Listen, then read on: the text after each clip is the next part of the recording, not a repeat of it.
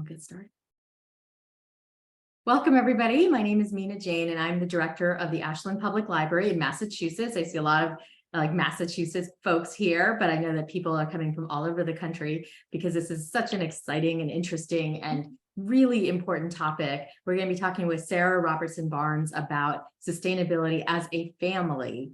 And so I hope your kids are here. I hope your parents are here. I hope your whole family is paying attention.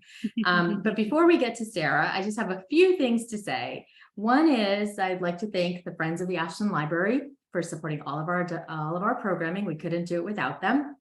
We're also really pleased to be partnering with the Ashland Sustainability Committee, Green Up Ashland, and a large number of libraries who wanted in on this program because all of our communities are so dedicated to this initiative to be more mindful. So I would like to welcome, obviously, the patrons from Ashland, but also from Lincoln, Hopkinton, Clinton, Stowe, Wellesley, Andover, Wayland, Tewksbury, Carlisle, Groton, North Reading, Manchester, Amesbury, Maynard, Wakefield, Marlborough, Rowley, and Danvers. Not in alphabetical order, but when libraries get together, we just make magic. And this is the one that I was especially interested in to make sure that we were partnering with other libraries who are just as interested in this as we are. So I would like to welcome Sarah to our Zoom stage today. And she's gonna tell you more about herself in a second, but she is a blogger and the founder of Sustainable in the Suburbs, and she's a freelance writer and educator and a consultant. And she actually lives in Toronto, Ontario. So she is coming from a distance. So we really appreciate your time and your thoughts about all of this. And we hope to be very motivated by the end of this hour. So Sarah, welcome. And thank you for being here. Thank you. I'm so excited. When I found out that so many libraries were partnering together, I feel so inspired by that. And I think we're going to have a great evening. I'm just going to share my screen here and we'll get started. So I do have a short presentation with a slide deck, and some of the things that I talk about, we're going to link in the post email, so you can check them out at your own leisure and download any printables, whatever you feel will be useful for you. I do want to say that you can put questions in the Q&A in any chat in the chatter. I'll be moderating those questions after Sarah's presentation. There we go. Okay, can we see? Yes? Yes. All right. Okay, great. Oh, just please hold for 1 second here. I put it on a slideshow and I meant to do full screen. I was joking with Mina before we started. It's 2023 and I'm still figuring Zoom out, so you can relate. All right, so today I'd like to talk to you about going zero waste with kids. The biggest question that I get all the time is, I'd really love to be more sustainable, but I have kids. It's really become normalized in our culture that kids just come with a lot of stuff. And that's certainly the case, especially from when I was a kid to when I had kids. So tonight we're going to talk about what that really means and how we can be more sustainable, save some money, and simplify our lives. This is a protest sign that I have from the climate march that I first attended in 2018. It's an old proverb: we do not inherit the earth from our ancestors, we borrow it from our children.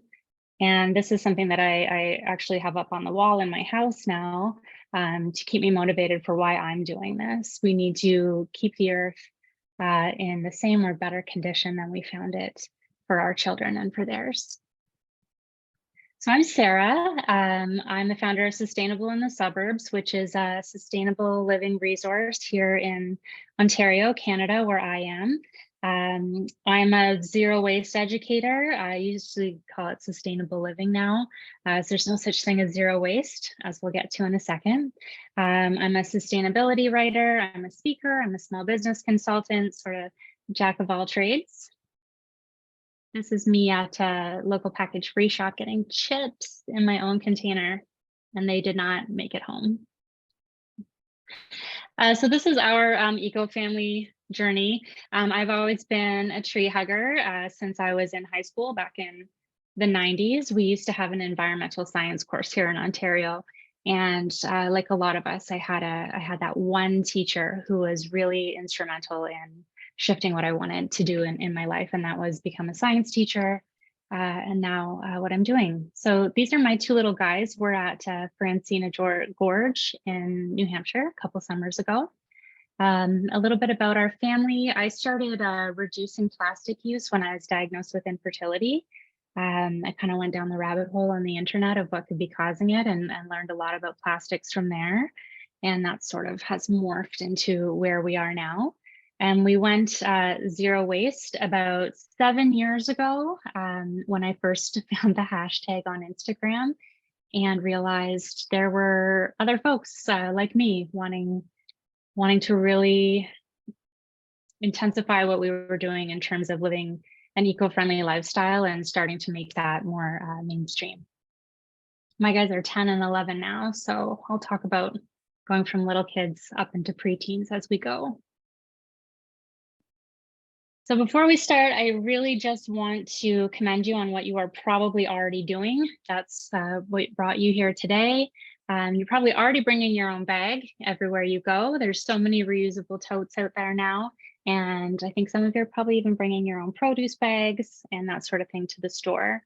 At this point, we're all on the reusable water bandwagon, and we're seeing more and more refill stations every year, which is fantastic. And you are definitely probably recycling, and if you have access to it, municipal compost bins. So these are all actually huge actions that you're already taking. And that's great. I mean, the amount of times I pick up litter on the side of the road and I can see a garbage bin just right there. It's important to recognize that you are already doing a lot, and that really matters. So when I first found the zero waste hashtag, I saw this. This is the trash jar. And people would say that they can fit their entire family's waste for the year in a mason jar. And that's just not possible.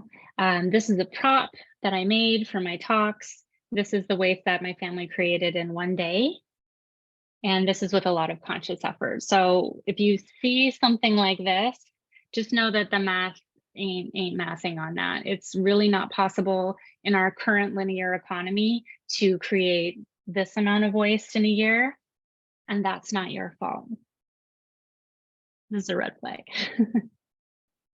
All right, so what is zero waste? My thinking on this has really shifted over the years. I went very much to a restrictive place, excuse me, when we started. And now I've found more of a balance in terms of what I can do as an individual with what I have access to and what resources I have and what is the responsibility of the government and corporate policy. So I'm kind of in the middle here now. And where I land is that sustainable living is shifting our mindset away from our culture of convenience and disposability, the throwaway culture, into living a more simple life and reusing what we probably already have. So we're all familiar with the 3 R's, the Mobius loop, the recycling loop of reduce, reuse, recycle. We tend to focus more on recycling, but let's back up a little bit. The 5 R's come from Bea Johnson, who wrote Zero Waste Home, and they start with refuse. So not buying what you don't need, saying no thank you to junk. Reduce what you're using, what you're buying, what you're throwing away. Reuse everything you can until it's no longer usable. Recycle, of course. Rot would refer to composting. But I really think that these 5 R's can be boiled down into 1 R, which is rethink. Just take a hot second and think about what you're doing. Where does this go? Do I need this? Can it be recycled? Can it be sold? Can I give this away? Can I find another use for it? Will I still want this in 5 years? Just taking that step back before you do the thing, whether you're going to throw it out or you're going to purchase it, is really going to save you trying to figure out what to do with it at the end of its life. Okay, so what's next? This is why we're all here. How can we extend this zero waste mindset of simplicity and reusing what we already have and shifting away from disposability? How do we do that? when we have eco-conscious children, or when we want to raise eco-conscious children.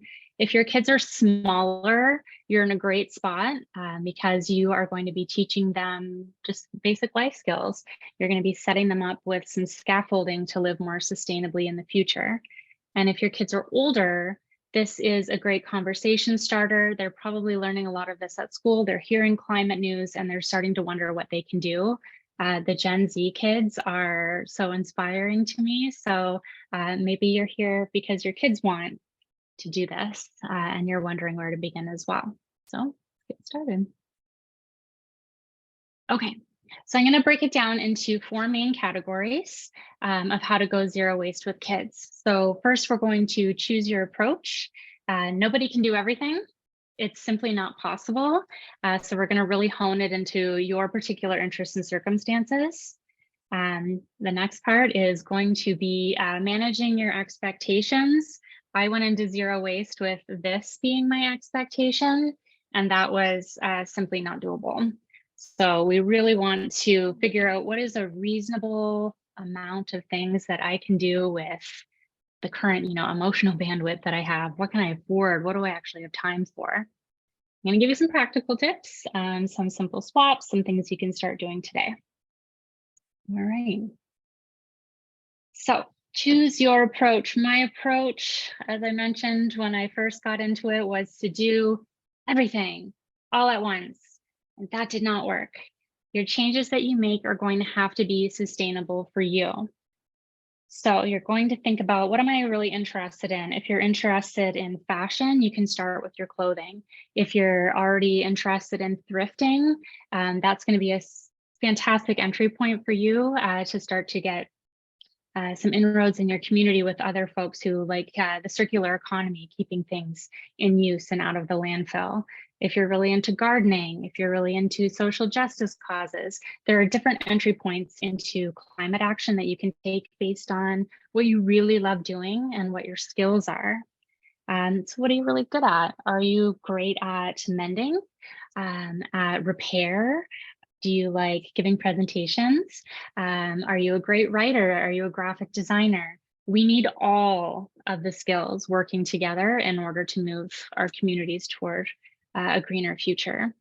And lastly, and this one's really important, is get real about your circumstances. When you look at sustainable living online, it's a lot of, bamboo and plants and expensive stainless steel this and a countertop composter and all those kinds of things that are really not necessary.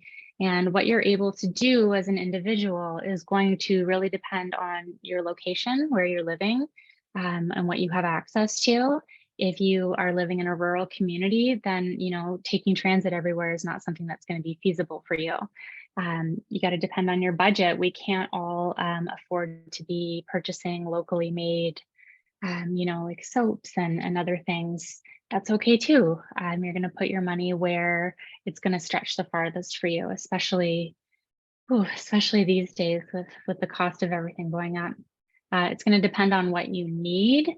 So if you need something that only comes in plastic, that's fine. That's something that you need to make your life easier.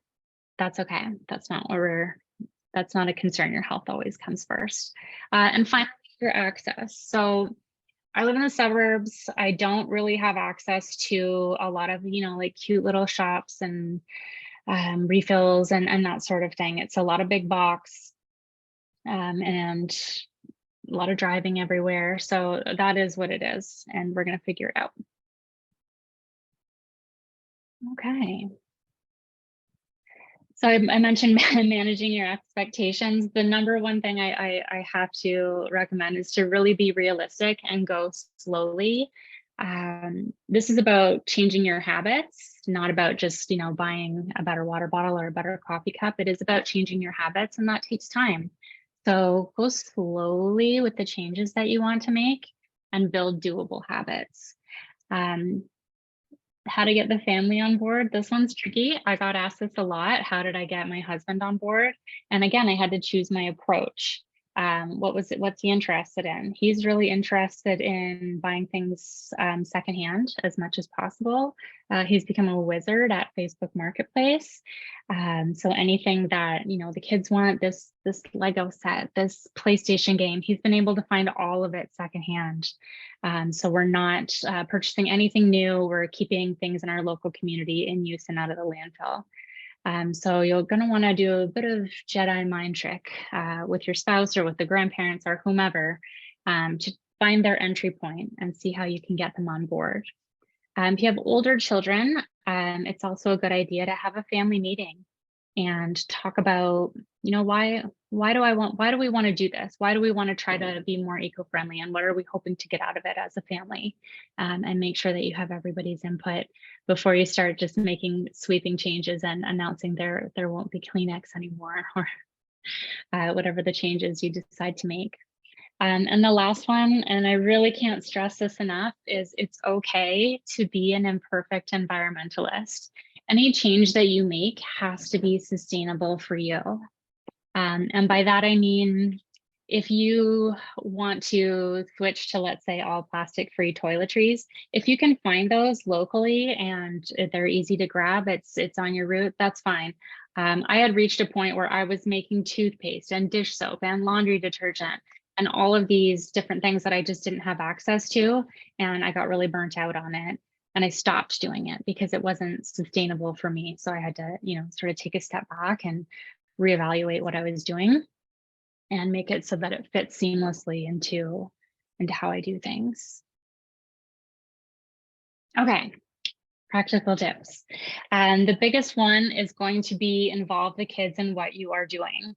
So if you are planning to, let's say, make changes to the types of foods that you buy for their lunches, I do have a blog post on how to do a zero waste lunch on my site, and I'll link that in the post talk email. So you're going to have to involve them in what you're doing. I don't love going grocery shopping with my kids, but I do take them with me to the bulk store once a week so that they can pick out their snacks. And we try to brainstorm one thing to bake for their snacks every week. Pick a fruit, pick a vegetable, that sort of thing. Involve them in the cooking. Not only are you teaching them, you know, life skills, but you can talk about other things like where is the food grown and who picks it and where does it come from and what should we do with it when we're done cooking and what happens to food in a landfill. So it gives you that family time together while you're teaching them life skills, but you're also talking about climate action in a way that is optimistic and not scary, and it is applicable to their daily life. It's not something that's happening elsewhere. It's something that they can be doing with their hands right now. And then of course, the natural extension is if you have a garden space, take your compost out to the garden space and grow some food that you will then cook. I did mention litterless lunches. So we all have the water bottles. My kids have their water bottles. This one has seen better days, but he's had it since it was a sippy cup. So a lot of these are great where you can just keep changing out the spout of it, so it grows with them. I also really recommend getting some reusable containers. I like, oh gosh, shiny. I like these ones with the bento so that you can give them little bits of things. So I really recommend reusable lunch containers. We've been using ours for 7 years and they have never once lost a container. So, I mean, when things are reusable, we don't view them as disposable and we take better care of them. I also have bamboo cutlery that I put in the kids' lunches. Like cutlery out of your drawer is fine. It doesn't have to be so task specific. Just use what you have. We just happen to have these. Other reusables you can put in their lunches are a reusable cloth napkin. This was a burp cloth that a friend of mine had made for me when they were babies, and we still use them as their cloth napkins. And so we're not having any waste go to school or any waste come home. And that's just been the way it's always been. So they're used to it. The picture here is some washable snack bags that a friend of mine made as well with some dried fruit in there. And the easiest one, honestly, is just to go outside with them. It doesn't have to be like a nice little forest walk or anything like that. There's wildlife all around us. If you live in a suburb like I do, right now the buds are coming out, the birds are coming out. There's great apps that help you identify all of your local flora and fauna. And when we begin to connect with nature, we're more likely to want to protect it. Your simple swaps, your small changes really do make a very big impact. Okay. So I've mentioned a lot of these already. These are my top swaps for kids. I found that the most amount of waste that was coming home was from the school lunches. So the juice box and the granola bar wrapper and the this wrapper and then that wrapper. So when we switched to a litterless lunch, it made a huge difference just in the amount of single-use plastic that we were purchasing or that was coming in and out of the house. So again, you don't have to make everything. That's just really it's not feasible for most families. I just started doing things like, instead of buying these small single-use yogurt cups, I would just buy the biggest container that I could find or that I could afford at the grocery, and then packaging it out into their little reusables. So then that way I've got one package that's going into recycling instead of many smaller packages that are not entirely recyclable. And of course, that big container can be reused in your freezer to grow your seedlings or whatever. It's got one more use in it before it hits the recycling bin. The napkin, I'm sure that you've all heard of bamboo toothbrushes at this point. They're pretty readily accessible. I saw them at Target when I was in California earlier this year. We don't have Target in Canada anymore, but Target does have some really great sustainable options these days to check out. And I did mention this one earlier, but I really can't stress this enough, especially when you have kids, is to shop secondhand first. All of their clothes are secondhand, right down to their snow jackets and snow boots and their snowshoes and their Lego and their PlayStation games. And I can't even think of the last thing that we bought new, but because we've been doing that for so long, that's become normalized for them. They know that we're going to look for it secondhand first. So they'll say, like, Dad, can we look on Kijiji for, Kijiji is like a Facebook marketplace app that we have in Canada. They'll ask, like, can we look on Kijiji for this? Rather than, can we just go to the store? Or can we just put this on Amazon? They really take advantage of all of these selling and giving away platforms. So if you have a local Buy Nothing group, get on the Buy Nothing group, as well as like Facebook Marketplace and Poshmark. And there's great apps for children's clothing as well, that you can sell what you have and buy the next season. And so you're keeping things in use and out of the landfill and in the circular economy. That's going to help you build those community connections that are going to pay dividends in so many other ways as well. All right.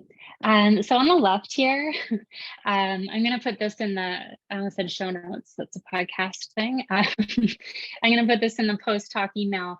This bottom left picture here is, these are my two little guys, and they're putting some candy that we bought in bulk in our own bags, and they're putting it into little jam jars. And what they're doing here is they are making goodie bags for a birthday party that we had here at the house. So I have a whole list of how to do a zero waste birthday party as well. And again, it's going to save you a ton of money as well as a ton of waste.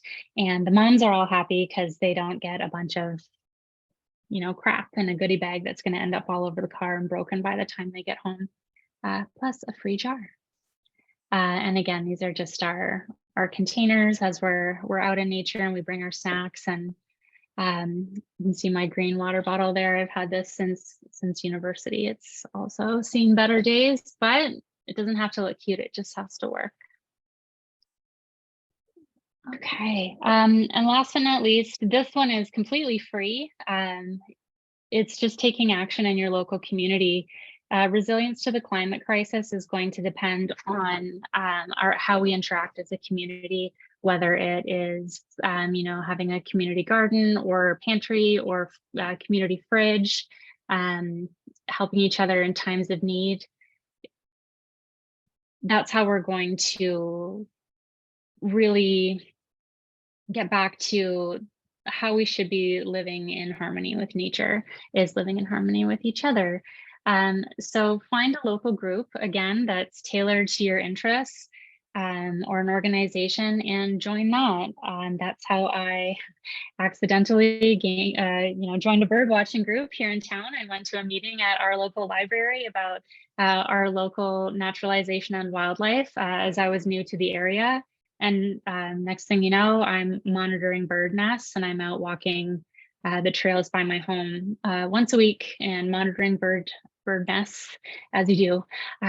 But that's gotten me into understanding what's going on with local developers and with town council, and different levels of protection between provincial and federal wildlife and naturalization groups. So it was just an interest that I had, and it's really blossomed from there. So whatever your thing is, find a local group and join that. It doesn't have to be sustainability oriented in order for you to make those community connections. That's going to help you live more sustainably. I mentioned going to town council meetings, research your local issues, whatever it is that's important to you, whether it's having backyard chickens, which we are not allowed to have, but we are one vote away. That's another local issue that I'm working on. Whether it's water usage or, growing something on an abandoned lot, figuring out who's in charge of what and how you can influence that as a citizen. One that I post every spring when I put my my clothesline out is that for many, many years, this town had a bylaw against having clotheslines out, and many residents still think that. So kind of working on getting people to realize that we don't have that anymore. And yes, you can absolutely have a clothesline in your backyard. But bylaws are wild. So figure out what's going on in your local area, and that's how you can start to make these small changes, have a clothesline that actually make a huge difference. And last but not least, use your voice. I'm always so inspired when I see American news and seeing what the young people are doing out there in terms of making their voices heard and exercising their right to protest. I take my kids to protest. We go to climate marches. We go to the women's marches. I think my MPP, that would be my state legislator.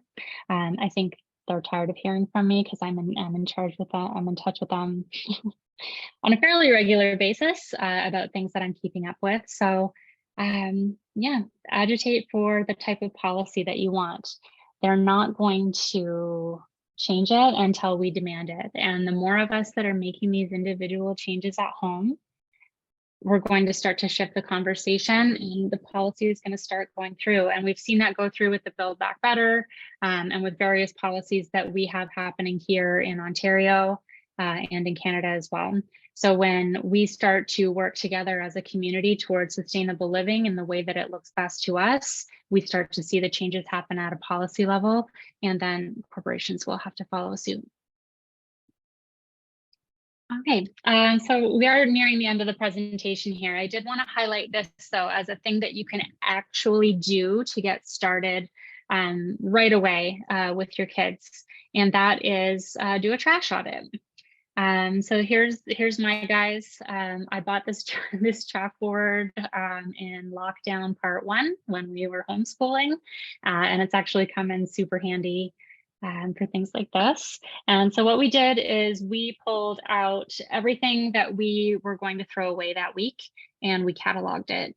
And so we broke it down into compost and garbage and recycling to see what types of items were coming up over and over and over to understand what it is that we were throwing away a lot of. And then we can start to think, okay, so if we're throwing away a lot of plastic wrap, what's a swap that we can make there so that we eliminate that from the house? Or I mentioned the yogurt cups earlier. Okay, we're recycling, 20 yogurt cups a week. What's a swap that we can make to make it just one container? So it's a great way to really open your eyes and see, what is it we're doing and what could we do better on? And I'm going to include this in the post email as well. And on that blog post, there's different extension activities that you can do for your kids, depending on what age they are. But it's a great way to really brainstorm ideas together and research your local recycling rules, which are different everywhere, even town to town, and really get your kids on board with, what's going into the trash can and how they feel about it. So you can print that. That'll be in the post email as well. Okay, ooh, I talked really, really fast. We got to the end of it very quickly. This is where you can find me. The information that I mentioned earlier, the Zero Waste birthday party, all that sort of stuff is on my website. And I'm mostly on Instagram, so you can always slide into my DMs there if you have any other questions. And that's it, Mina. So, oh, she's back. Okay. Yeah, when you can't see anybody the whole time, you're like, I know. Oh, yeah, so I do see a couple of questions in the Q&A, and that's fine. But yeah, any question you might want to ask about any topic, nothing's TMI for me. And I'll do my best to answer any questions. Thank you. I do want to ask people to put their questions in the Q&A because it's easier for me to follow than the chat. I do have to say that I'm so impressed with the people in this attending because they've been sharing ideas and resources all through the chat. So that's really nice. Do you want to turn your share screen off? Oh, sure. Yep. Great. I did it that time. Okay. So I do have to recommend that you go to Sarah's Instagram if you're on Instagram because you always have such amazing you're fearless. I'm just going to say that you're fearless. You show off your clothes, you show off the things that you're doing. It was just amazing. So I definitely recommend that you check out Sarah's Instagram. Yeah, and it's not all sustainability all the time. There's jokes and other things that I'm doing too. So you can see how like everything is really connected and woven together and sort of what a day in the life would look like. Yeah. So somebody asks, how do you use your own bags and be comfortable with open containers that people can stick their hands into? Yeah. So that's I actually just put a reel up about this today. So you can check out how we do it here. We have a store here called Bulk Barn that has locations nationally, and all of them allow reusable container programs, and that's fantastic. So if there's any in your area that accepts containers, then they can walk you through it. But if you're wondering, like if you're at what kind of grocery stores do you have? Do you have Wegmans or okay. Yeah, that sort of thing. So I think it is Wegmans that will allow you to bring your own containers. You just have to check with them first. So I didn't bring a bag up, but I have a bunch of like little cloth bags, I call them produce bags. So I use those at the grocery store as well as just putting stuff straight in my cart. You're going to wash it anyway, so it's fine. And then as far as refilling in your own containers, so the first thing you want to do is you want to make sure that they're going to accept your own containers, which in mass, I believe is fine because there are refill stores. So if they're like, oh, it's a public health concern, like it's not. And then I know after COVID, folks are really freaked out about that, but there was an article in The Guardian recently where a few hundred scientists were like, it's fine. Like your containers you're bringing in your clean and dry container, it's fine. And I mean, yeah, people are going to stick their hands in them anyway. I hate to say it, but people are touching the produce at the store before you got there and that kind of thing. So, and then so how you do it is you're going to take your jar up to the front, and it depends on the store, but either the cashier is going to weigh it or there will be a scale at the front of the store, and you weigh it, and then you're going to write the weight, like you write the weight right on the lid. Always make sure you get it with the lid. And so let's say this weighs 300 grams. Okay, so I write 300 grams and then I go off and I fill it. And when I bring it back at the cash, they're going to minus off that 300 grams so that you only pay for what's inside. Any cloth bags that you purchase should have a little tag that has the tare weight in ounces, I believe, on it. And if not, in my experience, the difference has been really negligible in terms of like taking off the weight of the bag. So it does feel weird the first couple of times you do it, and then it feels awesome and you can't imagine doing it any other way. So you take your jar full of beans and you just put it on the shelf and you're done. And you only buy as much as you need. You can see exactly how much you have. I know that this fits 2 cups, and when it's half full, I've got 1 cup of beans left, that sort of thing. So it feels weird, just do it. And then you're going to feel great. And then that's just going to become your new normal. And I brought my kids when they were really little to teach them how to do it as well. And, just kind of use them as a shield if you have to. Just be like, okay, well, I'm just teaching them, I mean, if they have bulk stuff, then there's probably whole bunches of people doing it. So it doesn't. Yes. But it's so funny that, so I'm Indian, I was born in India, and this is stuff that they did regularly there. This is stuff they did regularly here before plastic became such a big thing. So, I still remember they would take newspapers. So like people would read the newspapers in the morning. The people on the streets would find the newspapers, and then they would make the containers out of the newspapers and put all the groceries in it. So like, it was very sustainable. We've moved away from that so far, right? Yes. Even when I grew up in the 80s, and the amount of packaging, it wasn't like this. No. And I lived out east in Nova Scotia for many years as well, where they didn't even have plastic bottles. It was still like the milkman model of returnable bottles. So even in my lifetime, I've seen the amount of packaging just become incomprehensible. And it doesn't have to be that way. So one of the ways that we can get around that is, of course, shopping in your own containers, buying the biggest package that you can. And if you can't, because we just don't live in that sort of a system, is try to buy things in paper or in metal so that they can be recycled. Yeah. And if not, that's not on you. Like what's available to you is what's available to you. So if you can't do this thing, try this thing. And that's great too. Yeah. So some people were asking about places where you can do things like buy nothing, or somebody says curb alert groups on Facebook, Free Cycle, which I put in the chat. There are a lot of places, and actually in our area, there's a lot of secondhand stores for clothing. So you just have to go there, and then you don't have to worry about the packaging, right? Exactly. Yep. We're keeping perfectly good things. I've said this a number of times, but like in use and out of the landfill. I read something just today that there's enough clothing currently on Earth to clothe the next 6 generations. Like I can't even process that, so all of the, especially things for kids outgrow stuff so fast. It's only just been very recently that we even started having to purchase them like new shoes. We used to have a really good hand-me-down system going, and now they're the same height, so that's not working anymore. But we're still getting most of their stuff is coming secondhand. They outgrow things so quickly, and a lot of times you find kid stuff that still has the tags on, because we tend to overbuy for our kids. We're so aggressively marketed to once we have children, and they really don't need all of these things. But there is someone in your area who is getting rid of a stroller, who needs a stroller, whose kid has outgrown their bike, who never made that Lego set. Every brick of Lego in this house is from Facebook Marketplace. And as they're kids, they want stuff. They see things at school, and we just put it into all the different secondhand apps that we have, and we're really successful at finding it.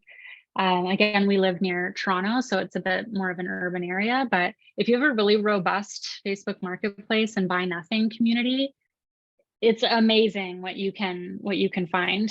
Like, and things I've given away, I've never not had somebody come and pick it up. So, yeah, it's been great. We did a buy nothing. We had a convertible pool table that turned into a hockey table, and somebody just came to take it. And when I called the recycling agency, they're like, oh, we'd have to cut it in half in order to take it, making it useless, right? So but Barb asks, are water bottle companies making the plastic water bottles biodegradable? Nope. Yeah, that's what I thought. Short answer, no. There's no so this is what I'm going to call greenwashing, which is making a product seem more sustainable or eco-friendly than it actually is. And so things like saying like green, natural, biodegradable, even the recycling Mobius loop, at least in Canada, is not regulated. You can just stick it on stuff. And it'll say like recyclable where facilities exist, but the facilities don't exist. So if it's saying something like a bioplastic, or it'll say it's compostable plastic, that is only compostable in an industrial facility that can accept that material. So again, it's where facilities exist and they don't. So this would be my answer to that. That being said, like if you're thirsty and that's the option, get the plastic bottle of water.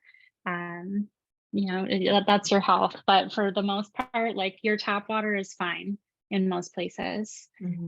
So use that. But yeah, the whole bioplastic thing is fraught because the facilities to break it down really just don't exist. They're not accessible to most of us. It's just going to end up in landfill because it can't be processed in the regular recycling either. Fancy garbage is what I call it. Yes. Yeah. So Anne asks, this is an interesting question. Do you have any insights into handling the argument that older offspring may bring up that washing, rinsing, recycling plastic containers consumes other resources like water or electricity, and that there are energy costs associated with washing, sterilizing glass or plastic storage containers in the dishwasher? Yeah. So the short answer is everything that we do has an impact. We are using resources in some way or another. So recently I've been talking about not using paper towels in my house anymore. And one of the questions that I keep getting is like, but doesn't washing your tea towels use, water and electricity? Yes, it does. It's not that much more laundry. It wouldn't even be a full load if I grabbed them all from everywhere. Is it using water and electricity? Yes. But the amount of water and electricity used to make the equivalent amount of paper towel is an order of magnitude higher than it would be to wash that same tea towel for a year or however long it is. So if you're putting your glass jars for reuse in the dishwasher, is that using electricity and water? Yes. But the amount of electricity and water that goes into recycling glass, into new glass, is again an order of magnitude higher than it took you to just wash out that glass. So it's about level of impact. Everything we do, I'm exhaling right now, carbon dioxide, everything has an impact. So choose the lesser impact. But yeah, reusing is always far less than something new. Yeah, that's a really good question. I want to dig into recycling a little bit because it's been in the news because now, obviously we didn't even know what it meant to be like have clean recyclables because now, China doesn't our recyclables because it wasn't clean. So I was told that in a truck of recyclables, if anything is contaminated, the whole thing is contaminated and it goes to the landfill. So what can we do about that? Because that's not under our control. Right. Yeah. So on an individual level, I want you to get really intimate with your local recycling rules. So your local municipality should have them posted on their website under their waste management. Many places have apps. I know there's an app called Recycle Coach that your municipality may be on that has a really good what goes where tool. Like, is this actually accepted for recycling where I live or not? That's one way that you can keep your bin clean, for example. Rinse out what you've got. That's really all you can do on the individual level, is make sure that your bin is correct. What we need to remember about recycling, though, is that it is a business. It's not something altruistic that the municipality is doing. It is a business. So if there's no market for that material, it won't be recycled. So another thing that we can do as consumers is say to the brands that we buy all the time, like, I would love it if you made this out of 100% post-consumer recycled materials. And that sort of thing. And then of course, get on your town. I'm not sure how it works in your state, but where we are, it's a municipal concern versus a provincial concern. So get in touch with your town council and ask, like, where does our recycling go? What happens to it? How much of it ends up in landfill? Because that information should be publicly available and they should be able to provide you with that. But yeah, if a load is contaminated, it all goes to landfill, which sucks. Yeah. Because we're doing it. We want to do it correctly, but Yeah. that's part of Well, it. Is the rules are different everywhere, and it's subject to change, and so we get confused and we wish cycle things. And again, that's not on us. That's structural. But those are some ways that you can start to figure out what's really going on. Yeah. well, for me, like, is the question is, would it be better if I took my recyclables that I cleaned to Mm. like the recycling center? That way I know that they didn't end up in a truck with contaminated stuff. No, not really, because they're just going to dump your thing into another larger bin that's then going to go on the conveyor belt. One thing that I did want to point out though, is that black plastic is not recyclable. So that like takeout containers, that kind of thing, and it's because the conveyor belt can't see it. No, that's So if somebody. you can, yeah, so if you can reuse those containers, they're great in the freezer. Those takeout containers, the black ones with the lids, they're great in the freezer. They're great for throwing cookies at people when you're having a get together, that sort of thing. So if you can reuse it, I mean, it's only single use if you use it once. If you can reuse it, get as much life out of that container as possible. But again, that's a structural issue that you can inquire about and ask for change. But in our own households, that's not under our control, unfortunately. Mhm. Yeah. So, what about composting? Because you said that you don't need that expensive thing on your counter. What Right. can we do? Okay. So this isn't on my website, but I'm going to shout her out anyway. It's on a site, and I'll send you the link, Nina, so that you can send it out to everyone. So she's called Honestly Modern, and she's super into composting. She's got a huge, whatever, if you live in an apartment, if you live on a farm, whatever, she's got this huge resource for composting, which is just fantastic. So again, if you live in an apartment or any sort of vertical living, you may not have access to compost. So then the countertop composter could be great for you. That's a solution if that's something you want to do. You could get a worm bin, which is something that I have in my kitchen. Thank you for adding her link into the chat. I have a worm bin in my kitchen over the winter that eats all my food. It just, you would never know. It just looks like this cute little stool, but it's full of worms. And then they'll make soil for you. We have municipal pickup, which means we can put compost out every week and the town comes and picks it up and they take it to an industrial processing facility.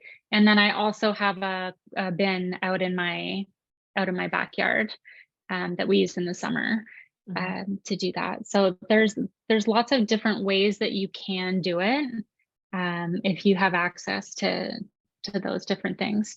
You can also, depending on your local farmers market, oftentimes they will have a drop-off bin. So you can keep your scraps in the freezer for the week and then take it to the farmers market on Saturday or Sunday morning and drop it in their drop-off bin, and then the farmers will take it and deal with it. So I had another friend of mine live in a condo, and so she didn't have pickup, and she went and knocked on the door of the house across the street and said, like, can I put my stuff in your green bin? Yeah, sure. So there's different ways to access composting depending on where you are. Invasive jumping worms. I was Okay, wondering about the so worms too. I did have some escapees when I first worm bin, and that's how you learn. Yeah, it's always a journey. You learn, you learn as you go. I'm actually very fascinated by that whole worm thing, so I'm going to look into that. Okay. One of the things we've talked about is obviously buying secondhand, but Mhm. what can we do about this fast fashion thing? Is it just not buying it? Because one of the things you said about buying second or getting secondhand is the clothes nowadays seems like they'll fall apart. My kids will Yeah. wear them for as long as they'll live, and then they're dead. They have to be thrown Yeah. away. Yes. Yeah. That's a They're in really their tough 20s. one. Yeah, it's a really tough one because especially like if you're living in a suburban area, really it's thrift stores or big box stores. So it's really tricky. Like, so for example, this shirt is H&M. I bought it secondhand, but it is fast fashion. But I know because it's H&M, it's only going to last me a year or two, and then it's going to have to go to textile recycling. So it's really just sort of figuring out what makes the most sense. But what it comes down to ultimately is buying fewer things. buying less, Mhm. and being really intentional about what it is that you purchase. And I like the 30 wear rule. So am I going to wear this 30 times? And even if you're buying it secondhand, are you going to wear this 30 times? And if not, don't buy it. Mhm. You know, buy like classic pieces.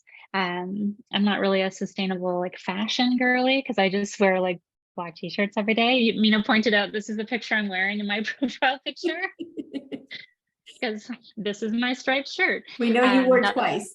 yes, I've worn it at least twice. That sort of thing. So it's really about like paring down, buying less, making it last, repairing it. Visible mending is like my favorite thing where Mm, you can see like, yeah, I had a hole in this shirt and I stitched it up and I want you to know that I yeah. repaired the shirt, loving the visible mending. Mhm. Just to get as much use, wear it till it's dead. Like you said, like be like a kid, wear it till the knees blow out and patch the knees and keep going. So get really clear on what it is that you're actually using and kind of replace as you go along versus just shopping.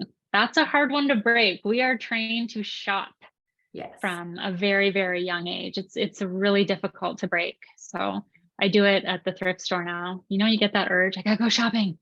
So I'll just take a spin around the thrift store and the urge is gone and I left with nothing and yeah, Um, happens. Jennifer asks in the chat, are there any textile recycling places in Massachusetts? So if anybody knows, just throw that into the chat. I'm really Yeah. digging Deborah's commentary because she just seems to have so much information about all these things that we're talking about, making her own soaps and things like that too. Oh, yes, that too. That too. That's right. Go to the Actually, library. you can definitely get books from the library. You can buy them secondhand, whatever. But Yeah. even libraries, we don't throw away books when they're done or they're not used, unless they're like moldy or something. We give them Yeah. to reusers or resellers. So Okay. that's something that libraries do that is actually really good. Or I've used them for programs. We've made like gardens and books and Mhm. jewelry cases out of books. It's pretty fun. Do you have, I just noticed somebody said the libraries have a library of things. Do you have that in your library system? I know they're just starting it at my local library. So Yes, we do. We're so excited about it. We have some stuff and we just wrote a grant for more stuff because great. those are things that are one-time use that you buy because you think you need a Mhm. power drill one time. The And then drill. Yeah. That was going to be my example too, that the average drill is used something for like 7 minutes. Mhm. Everyone on the street does not need to own a drill. Right. We could just have one drill that we just borrow, that sort of thing. So we don't all need to own camping equipment. We don't all need to own snowshoes, that sort of thing. If you're only going to use them 2 or 3 times a year, then why not? That's another thing that you can do is just borrow stuff from people. Just ask, share your own stuff. Make it known that like, yeah, you can borrow my canning pot anytime. Just let me know. We really need to normalize that again. Yes. I Yeah. was going to say that it seems like sharing has gone the way of, all that other stuff of being Hmm. sustainable because we don't share anymore. We don't know what Yeah. our neighbors have. And that's that community piece again, is once you start doing that, it'll be amazing what will open up to you in just the funniest ways. Yeah. Yeah.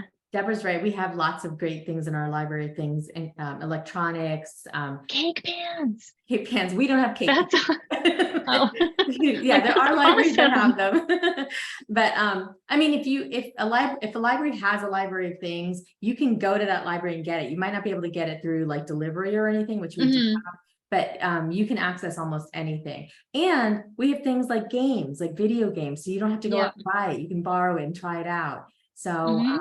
it's great. I mean, I'm seeing a lot of stuff about Goodwill, computer equipment. That's a big Yep. one with device Yes. Your recycling. e-waste. Yeah. Yeah, your e-waste. So your municipality should have a hazardous household waste material site that is open to the public that you can drop things off at. So things like paint and cleaner and e-waste, those types of things cannot go into your regular trash. So again, that's that what goes where piece of the waste app. They should have a waste app. And then you'll, oh, okay, so I can take it to this place on this date. And that's something where, again, I just let my friends and neighbors know, like, I'm going to the hazardous waste yard. Does anybody have something they want me to take? And then I'll just pick everybody's up. Just to make it easier, you know. And so now my father-in-law has actually taken on that in his neighborhood. It's just really funny how I've been able to get different people on board with different things. So we're yeah. actually hosting our third Fix It clinic in a couple weeks in June, where people, nice. There's like people that know how to fix things, and people come with their broken things at the library, and then we fix it and we show them how to fix it so they can do it next time. Because with the e-waste, it's so hard because people don't know how to fix things because it's electronic, right? So how do you encourage that kind of reuse when there's a lack of knowledge? So like clothes, you have a sense, you know? Yeah. I love repair cafes for things like that. Because it just gives you such a sense of accomplishment. Like I fixed this lamp. I found this awesome lamp and I wanted to rewire it, and I did. And then you start telling everybody, like, yo, I rewired this lamp, you know, that sort of thing. So you get this like sense of accomplishment, and then you start to think like, I bet I could fix that. I bet I could do that myself. And you get on YouTube and you look up a tutorial and off you go. So these little sort of accessible and doable repair things, like, hey, let's learn how to rewire this, how to fix your headphones, you know, that sort of thing really gives people that sense of pride, that, oh, I can repair things. I don't just have to replace it. So again, that's shifting our habit to repair, don't replace. Like at least try to fix it. And you can fix anything on YouTube. And if you believe in yourself, you know, if I can fix my kitchen drain, you can do it. So that's just a lot of hair. That's me. The Well, kitchen drain. that wasn't shower drain, I should say. So, yeah. People are asking, and we are recording this session, and we will have it on our YouTube channel. So, and I'll share out that link to everybody who registered after the session, because this is great. And I will share out all of the resources that you have shared with on your website and the blog posts and things like that. So, you know, this is just super important and interesting. Nicole says, do you have any suggestions for it to do with plastic sports water bottles? We use stainless steel bottles, but continue to get free plastic bottles from soccer, road races, etc., and nobody wants them, so I have no idea what to do with them. Yeah, we get those too. My son plays rep soccer, so you get these freebies everywhere you go. So that's we're going to go back to the first R, the one before reduce, which was refuse. Just say no, thank you. I know that's much easier said than done, but just say no, thank you, and even like let the convener know, you know, like we really don't need these anymore.